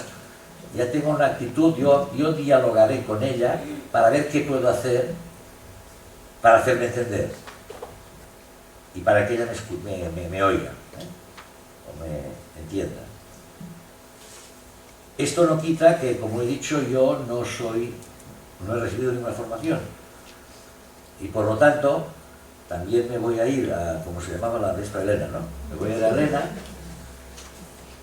y le voy a decir: Elena, mira, tengo Nieves en la clase, que es sorda, y estamos haciendo esto y esto, pero me encuentro que en las asambleas no se entera mucho, no sé si se puede hacer algo, porque como estamos en coro y tal, no veo con los que ya están hablando, y además me preocupa pues que a veces lo veo que hace muchas faltas de ortografía, no sé si es normal, o si habría algún material que le ayudara, o si no me tengo que preocupar. Fijaros cómo estoy hablando con Elena. No estoy hablando llévate a la Nieves, sino que estoy diciendo un poco los problemas que tengo yo, ¿no? Y es muy distinto. Y entonces a partir de aquí vemos lo que hacemos. Seguramente Elena me apoyará en lo que pueda. Es posible incluso que si vemos alguna situación en que convenga que ella venga al aula, vendrá para apoyar a la niña o apoyarme a mí para que podamos trabajar mejor. Pero lo más importante de la diferencia entre una y otra es Nieves. Porque Nieves, en este segundo caso, se sentirá acogida, se sentirá querida, o sea, sentirá que yo me preocupo sinceramente por ella, que no me molesta, que entiendo que tenemos un problema, pero que lo vamos a resolver. Y lo verá ella y lo verá su mamá, y lo verá, o sea, hay un cambio impresionante, ¿no? Y este cambio, ¿de dónde proviene? Proviene de la idea básicamente de que el maestro esté convencido de que todos los alumnos del aula son sus alumnos y es su responsabilidad, con las ayudas y apoyos que necesiten, pero su responsabilidad. Y la segunda es que, bueno, podemos tener más o menos formación, pero todas las personas tenemos capacidades y capacidades de seguir aprendiendo. Quiero decir que sabemos más a veces de lo que pensamos que sabemos, ¿no? Y esto pues es importante. Bueno, voy a ir un poco rápido, solo con algunas estrategias de apoyo. Entonces no lo voy a decir todo hoy para que me tengáis que invitar otro día a comer a la escuela de hostelería, que os recomiendo encarecidamente. Y no digo que sea caro, porque no está muy bien de precio. Hago como un poco un salto mortal, pero sí que quería hablar de algunos apoyos que son como... Siempre decimos los recursos, los recursos, los recursos. Y es verdad, yo también reclamo recursos, no me molestan los recursos. Pero los recursos son buenos en tanto y cuanto estén bien organizados. Hay recursos que pueden ser exclusores. Cuando un auxiliar se pone al lado de un niño todo el día, haciéndole sombra, aquel recurso mejor que no estuviera, porque lo está marginando del grupo. Sí, depende de cómo estén organizados. Esto por un lado. Y por otro lado, no nos olvidemos de que los niños y las niñas, la inmensa mayoría de los que tenemos en clase, tienen 2 manos y 5 dedos en cada mano y una cabeza que piensa, que puede tener iniciativa. Es decir, que los niños también son recursos, también son apoyos, si nos organizamos bien y con ganas, ¿no? Entonces, hay formas de apoyo, como la ayuda entre iguales, el apoyo entre iguales, que genera solidaridad, que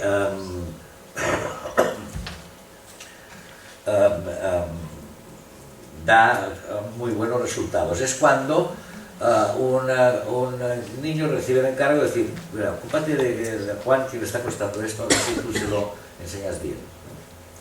Yo les pregunto a mis alumnas, a mis estudiantes de magisterio, si han vivido estas situaciones.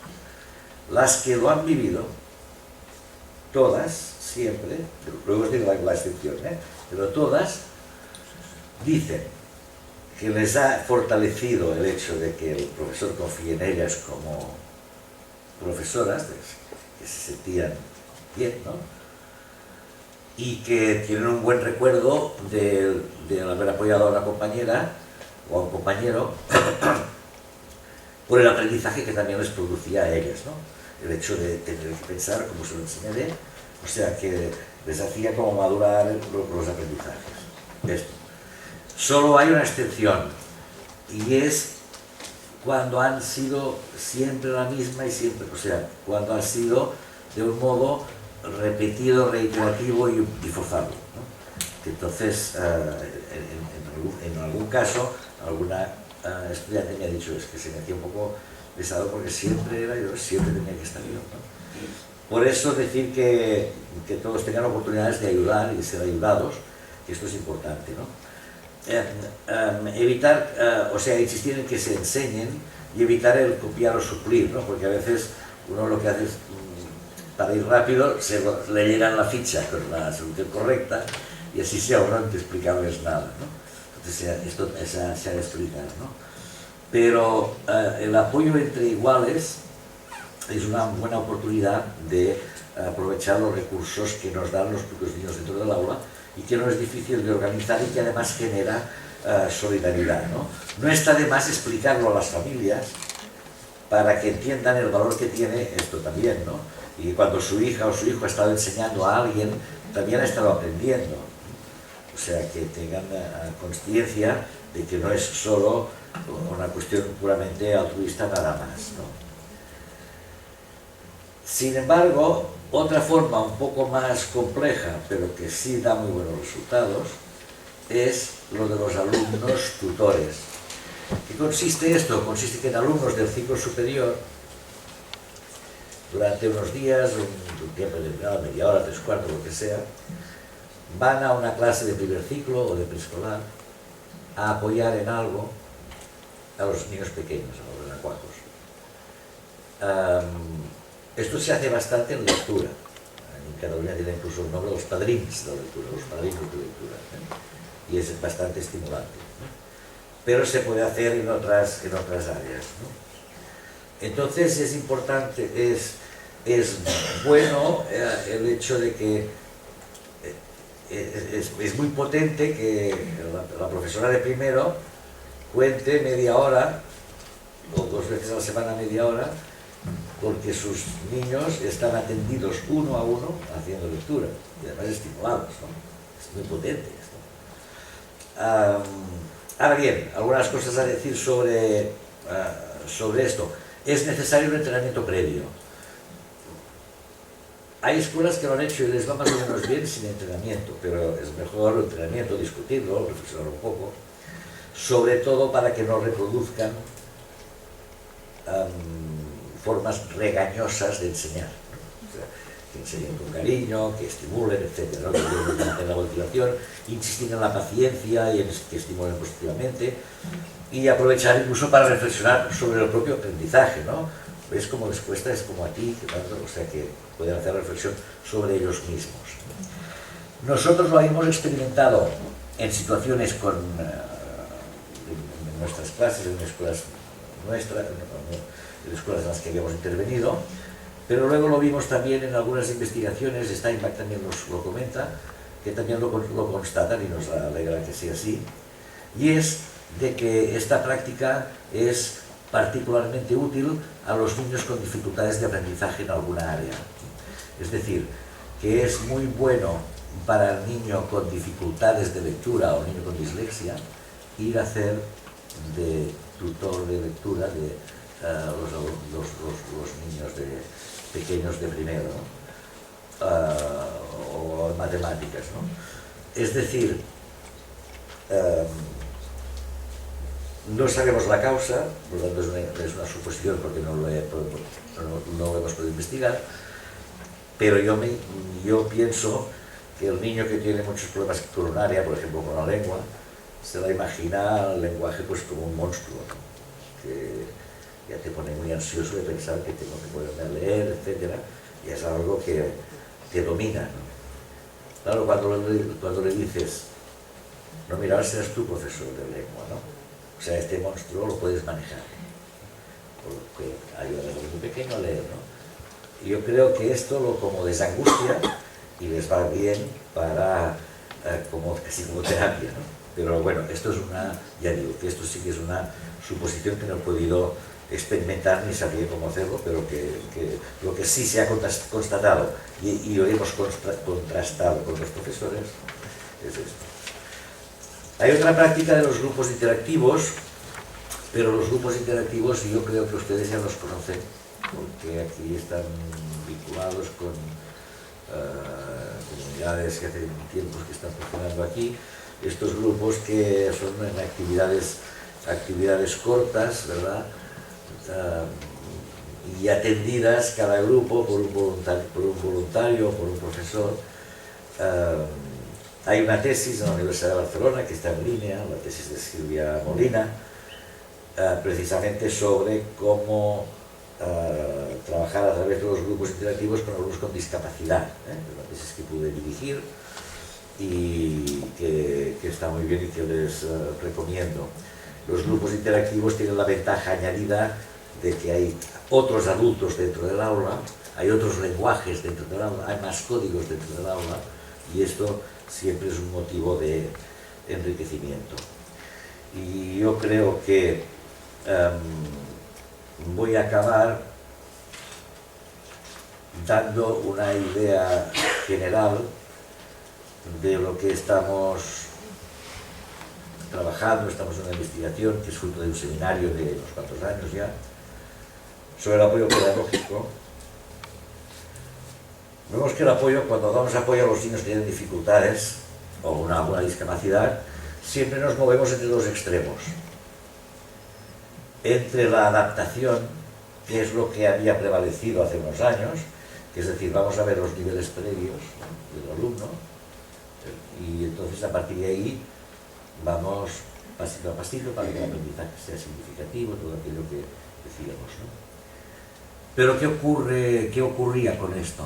Que estos niños siempre estaban en desventaja. O sea, que nunca se ponían al día porque nos adaptábamos a su punto de partida y entonces, claro, los demás también iban progresando. Hay otro punto, hay otro extremo que sería de la aceleración, ¿no? Que es decir, buscamos los medios para acelerar el aprendizaje precisamente de estos niños que tienen dificultades, que van más lentos, que acaban de llegar, que están en una familia de un entorno empobrecido, que pues en vez de adaptarnos, lo que buscamos son los medios para acelerar su aprendizaje, a través de grupos heterogéneos que tiren de ellos, a través de grupos interactivos, del apoyo entre iguales, de prolongar el tiempo de enseñanza, más allá de la escuela. Vamos a ponernos como objetivo que se pongan al día, ¿no? Entonces, esto requiere una actitud muy distinta a la actitud tradicional que habíamos tenido un poco con los paradigmas adaptativos, ¿no? Entonces, ¿qué es lo que ocurre? Que vamos a movernos entre estas dos tendencias, pero cuando las letras del abecedario están todas, es decir, cuando no hablamos de discapacidad intelectual o de trastorno grave TEA, ¿no? Cuando las letras están todas, sea un niño ciego, sea un niño sordo, sea un niño, bueno, pues niños con problemas de escolaridad, niños con dificultades de aprendizaje, cuando las letras están todas, no hay discusión que lo que nosotros tenemos que ver es de qué manera podemos acelerar el aprendizaje, de qué manera podemos acelerarlo. No pueden aprender al ritmo de los demás, porque no van a superar el retraso. Han de aprender a un ritmo más rápido. No hay discusión. Ahora bien, ¿qué pasa con los niños que les faltan letras? Claro, entonces nos movemos entre aquí y aquí, ¿eh? Y entre aquí y aquí hay una cosa que hoy no podemos hablar, pero que sería, por ejemplo, el aprendizaje multinivel, la enseñanza multinivel, que es, bueno, nos situamos en esta dinámica de intentar acelerar, intentar que trabajen los contenidos como los demás, pero sabemos que no llegarán al mismo nivel que los demás, porque también hemos de ser realistas, y sabemos que hay chicos que no llegarán en el mismo tiempo al nivel de los demás, ¿no? Entonces, un poco tendríamos una dimensión transformadora, que sería la que nos llevaría esta aceleración, ¿no? De buscar que los chicos lleguen a acercarse al máximo a los estándares de aprendizaje para conseguir las competencias que necesitarán a través de su escolaridad. Y hay esta dimensión adaptativa que yo, desde mi punto de vista y nuestra sugerencia, es que se utilice con mucho cuidado y solo con los niños con los que nos consta que en el mismo tiempo que los demás no pueden aprender lo mismo, que son básicamente los niños con discapacidad intelectual. Un término o una idea distinta sería hablar de los niños con TEA, con trastorno del espectro autista, porque entonces ya no estamos hablando de más o menos aprendizaje, creo yo, sino que básicamente estamos hablando de priorizar cosas que pueden tener o no tener que ver mucho con el aprendizaje académico. Porque en el caso de estos niños, autistas o de niños Asperger, pues tendrá mucha prioridad todo lo que es el área o el ámbito de la comunicación, de despertar sus intereses, de saber compartir con los demás, más que el ámbito propio de los aprendizajes, en los que estos niños, concretamente los niños Asperger, pues nos sorprenden y nos desorientan bastante, porque no acabamos de entender cómo hacen, ¿no? Cómo desarrollan sus aprendizajes. Bueno, yo quizás que me pare aquí porque llevamos mucho tiempo y tenemos así un cuarto de hora para ver si hay alguna pregunta, alguna reclamación, alguna sugerencia. Orain zuen txanda da. Ia ber galderarik baduzue.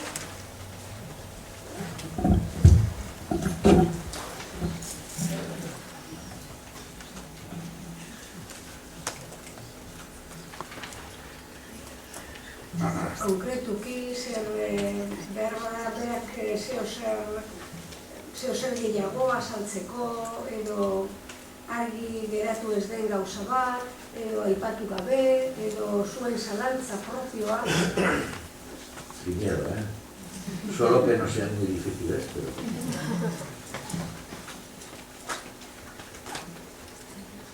Adelante.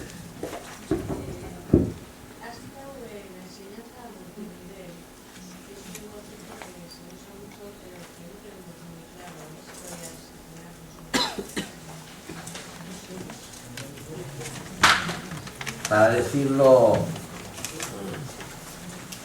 rápidamente,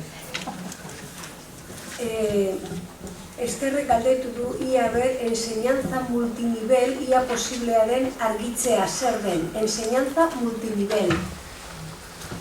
para decirlo rápido, sería una metodología que parte de la idea de que el aprendizaje no responde al todo o nada, sino que son siempre niveles de aprendizaje. Entonces, la enseñanza multinivel lo que hace, lo que pretende, es que su postulado es que cualquier tema puede abordarse a niveles distintos. Entonces, la idea es de que nosotros damos un tema, que puede ser, no sé, cálculos estadísticos. Y entonces, en la enseñanza multinivel, lo que nosotros vemos es en qué medida un niño que está aprendiendo pues, a sumar o a numerar puede participar de este tema de cálculos estadísticos a un nivel, en un nivel distinto de los demás, pero con el mismo contenido y aprovechando las actividades. Esta sería la idea básica, ¿no? A ver, necesitaríamos dar ahora 20 minutos como mínimo de ahorita para explicar pues, lo que es los distintos tipos de aprendizaje así, pero la idea sería esta. Cualquier cosa se puede explicar en distintos niveles. Entonces yo lo explico, yo que sé, explico pues la composición del bosque en el País Vasco y tengo un niño con un déficit intelectual, entonces lo que hago es ver cuál es del mapa conceptual de lo que quiero que aprendan todos, el bosque, las hayas, no sé qué, las castañas, los cuadros, todo, ¿no? Que es lo básico para que se entienda la idea. Y entonces con este niño lo que pretendo que aprenda estas cosas básicas, que sean 4 o 5 conceptos, pero está participando con todos los demás trabajando el bosque, va a las excursiones, lo que pasa es que él está en esto, ¿no?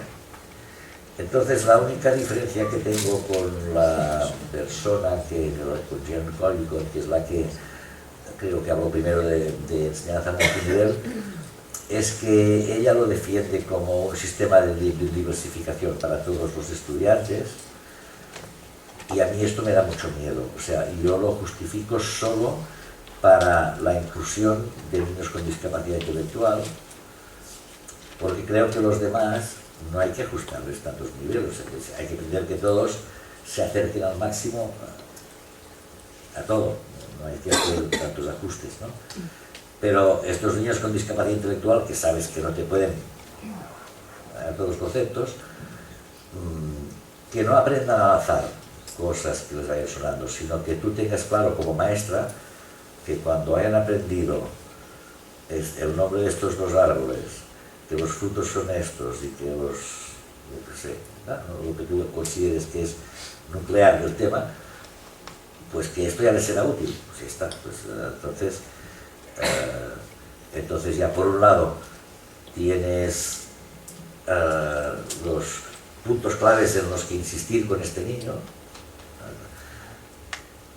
no los sacas de la actividad de los demás, porque está en la explicación, está cuando pasas un vídeo y él agarra lo que puede. A lo mejor tú habías previsto que se aprendiera los árboles y hay otro árbol que le recuerda cuando estaba en casa de su abuelo y se aprende otro, pues fantástico, ¿no? Pero lo que sí quiero decir es que tienes claro lo que ha de aprender, es muy importante para el maestro, que evalúa y dice, caramba, está progresando, ¿eh? No se queda con aquello de decir, bueno, sí, va haciendo, pero siempre, claro, siempre por debajo de los demás. Pues no, como sé que yo con él quería estas 5 cosas, caray, las ha aprendido todas y además le interesó mucho eso y también lo aprendió. Claro, cambia la actitud del maestro, ¿no? Y lo más potente, ¿no?, es esto de que participa de la actividad participa de las actividades de los demás, y no es una cosa restrictiva, que si el tuyo va más allá de lo que tú habías previsto, pues todo eso que tiene, pero tú garantizas que tenga los elementos básicos para comprender. Mira, solo para que te hagas una idea, lo hicieron las estudiantes que lo llevaron a cabo unas prácticas. Déjame que te muestre. Mira, ves, hicieron, para trabajar la ciudad romana, hicieron este mapa conceptual para todos, en que había los edificios, la estructura, ¿no?, centro de actividades socioeconómicas, sociales, culturales, y esto creo que era en quinto. En Cataluña los nombres de las capitales iba a decir en romano, en latín, el tipo de casas, domus insulae, los teatros y tal, pero entonces hicieron este mapa restringido, que es bueno, con el chico con discapacidad intelectual, lo que ellos querían trabajar, que se quedara con esta idea, identificar que había las murallas del acueducto, edificios públicos, las termas y templos y las casas, y esclavos y tal. Y con esto con que se quedara con esto ya tenía una idea básica, esto es lo que Collicott llama conceptos subyacentes, ¿no? Una idea básica de lo que es el tema, ¿no? Pero claro, toda la clase lo que estudia es el conjunto y qué es lo que trabaja. Pero si hay una tendencia a hacer adaptaciones de lo que se hace en clase.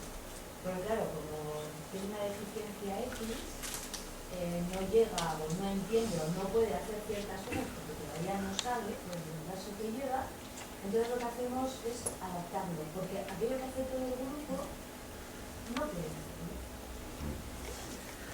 Entonces, no sé si... Esto es delicado, sí, es un tema delicado que también... pero tienes razón. Y yo creo que como menos adaptaciones tengamos que hacer, mejor. Si tenemos una metodología más rica, es que esto incluso pasa con los talleres, en clase hago talleres de los estudiantes que les pongo en situaciones de simulación y así. Y claro, ellos quieren hacer adaptaciones, o sea, para ellos lo espectacular es hacer muchas adaptaciones y como querían adaptar todo, ¿no? Digo, no, es que lo ideal es que no se tengan que hacer adaptaciones. ¿Cómo apoyarías? ¿Cómo harías para qué tal? Entonces,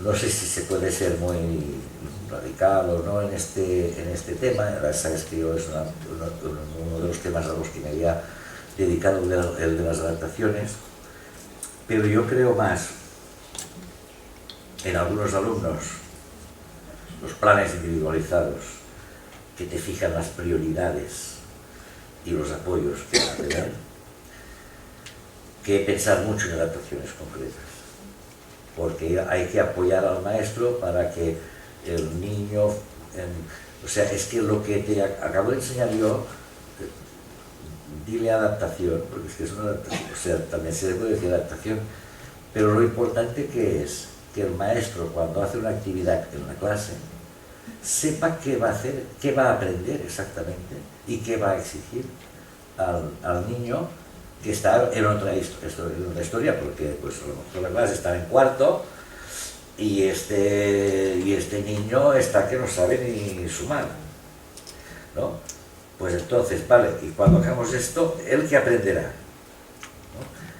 En esto es en lo que hay que pensar, y este es el apoyo que es día a día, ¿no? Entonces sí que hay niños que se diferencian mucho de los demás, que es bueno tener como el plan individual, que lo entiendo más como una línea directriz, además hecha por más profesionales y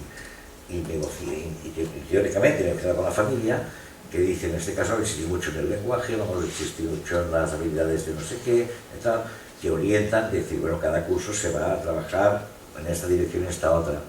Pero la concreción está más didáctica.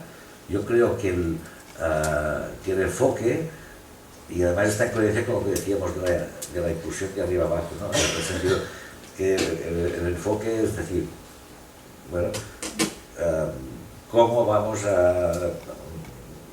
en esta clase, en estas clases de matemáticas o de conocimiento del medio, qué cosas pretendemos que aprenda este chico o la niña, y entonces estas adaptaciones como más concretas tendría que ser como algo más residual casi, ¿no? En este sentido, aunque creo que estamos demasiado centrados en las adaptaciones. Estamos demasiado. Yo creo que estamos demasiado, ¿eh? No me debo decir que no sean necesarias, pero que si trabajamos la metodología bien, es que salen este tipo de adaptaciones que son sencillamente una derivación de decir, bueno, cuando enseño me fijo que aprenda esto, ¿no? O esto. A mí me gustaría hacer una reflexión porque estamos hablando de escuela inclusiva, de niños con necesidades especiales, y yo no sé si todos somos conscientes también de los niños con trastornos de conducta o de trastornos de adaptación a la escuela, que también son niños con necesidades especiales, y creo que en las escuelas, bueno, creo que en las escuelas no estamos preparados para tratarlos como niños de educación de necesidades especiales. Y bueno, pues me gustaría aprovechar pues para ver si somos capaces de hacer una reflexión sobre eso. No, es muy importante, porque si bien es cierto que hay niños con necesidades especiales, que hay una gran cantidad de niños con discapacidades intelectuales de distinto nivel que están en las escuelas y que necesitan atención, es cierto que uno de los problemas más acuciantes que tiene la escuela desde el punto de vista de la inclusión y del éxito o del fracaso de los niños y de la propia dinámica y de la cohesión de la escuela es el que señalas, ¿no? De los niños los niños que tienen estos problemas de conducta, ¿no? Entonces, bueno, haces bien de señalarlo, porque hemos hablado de cosas, hemos ido hablando de cosas distintas y no nos habíamos detenido mucho en el tema, pero claro, estos niños con problemas de conducta nos hacen plantear cosas sobre el propio funcionamiento de la escuela también, ¿no? Y de cómo la escuela genera un marco de convivencia, un sentido de pertenencia a los niños, los mecanismos democráticos que tienen, etcétera, etcétera. O sea, nos hace pensar en muchas cosas, ¿no? Entonces yo creo que estos niños son, en cierto modo, una oportunidad para que la escuela revise estas cosas. Y yo lo que creo es que hemos estado mucho tiempo muy preocupados por la programación, ¿no? Por los planes y programas y así, y poco por la postgramación. La postgramación quiere decir pensar qué ha sucedido en la clase, ¿no? O sea, lo queremos tener todo tan programado que luego no nos queda tiempo para pensar qué ha pasado hoy, por qué ha pasado esto, por qué fulanito ha actuado de esta manera. Yo creo que cuando tomamos el hábito de al acabar la clase dedicar 5 o 10 minutos a pensar qué es lo que ha ocurrido, ya tenemos casi programada la clase siguiente. O sea que, porque y esto ¿por qué lo digo? No lo digo porque no, lo digo porque yo creo que en buena medida, no voy a dar una solución a tu inquietud, pero en buena medida lo que tú planteas, la vía de solución pasa por hablar con más efectividad, con más sistemática, y si tú quieres con más tranquilidad, pero hablar más de los niños y hablarlo entre profesionales, entre los propios maestros, ¿no?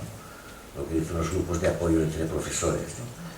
Que hablar de los niños, de por qué actúan de un determinado modo, y que un maestro no se sienta solo cuando ha de afrontar situaciones que le sobrepasan o que piensa que le sobrepasan, que no se sienta solo o que no se sienta incompetente, porque nos ha pasado a todos de estar con un chico o con una chica que nos desborda. Y entonces es muy bueno que tengamos espacios para hablar, para discutir, y que nos empoderemos como profesores. O sea, está bien que tengamos asesoramiento, está bien que tengamos asesoramiento de psicólogos así, pero los problemas de la escuela los han de resolver los maestros. nadie se los resolverá. Te pueden ayudar a entender o así, pero los hemos de resolver nosotros. Entonces, los problemas de conducta también, y los problemas de conducta requieren sobre todo tiempo para verlos. Lo que dice, ¿cómo se llama? Lo que dice, bueno, Hancock, sí, la capacidad negativa, dice. La capacidad negativa la define un poeta, Keats, era un poeta inglés. La capacidad inglés es la capacidad de estar en la incertidumbre, sin tener respuesta. Pues hay que tener capacidad de esta para hablar de un niño y seguir hablando y qué le pasa y preguntar y qué pasa en casa y qué pasa aquí, qué pasa allá, qué has probado, qué resultado te ha dado, o sea, tenemos que sistematizar un poco todo esto para afrontar, porque es la herramienta que tenemos para afrontar los problemas de tipo conductual. Y estoy hablando de problemas desde los más simples a los más graves, de niños que no están enfermos, porque luego están los niños que están enfermos, que ya no me atrevo a decir que entonces ya necesitamos otro tipo de apoyo, porque hay niños que están enfermos y que entonces desbordan un poco la situación, ¿no? El niño que se ve por el balcón que se va a tirar porque ve que hay voces que le dicen que se lance, ¿no? Claro, entonces hay cosas que se desbordan un poco. Pero estos problemas de convivencia, de conducta, de conflicto y tal, yo creo que hemos de tener claro, y es la única manera que salir adelante en una escuela, es decir, teniendo claro que los tenemos que resolver nosotros. Nos pueden ayudar, lo que quieras, pero los tenemos que resolver nosotros, y entonces hay que sistematizar formas de trabajo para hablar de los niños, para entender las situaciones, para distanciarse un poco, porque apagando fuegos no se resuelven los problemas, distanciarse un poco en lo que sea posible, y cuando se trabaja bien a veces se ven cambios espectaculares, eso también es cierto. Pero bueno, tampoco puede ser mucho más conciso.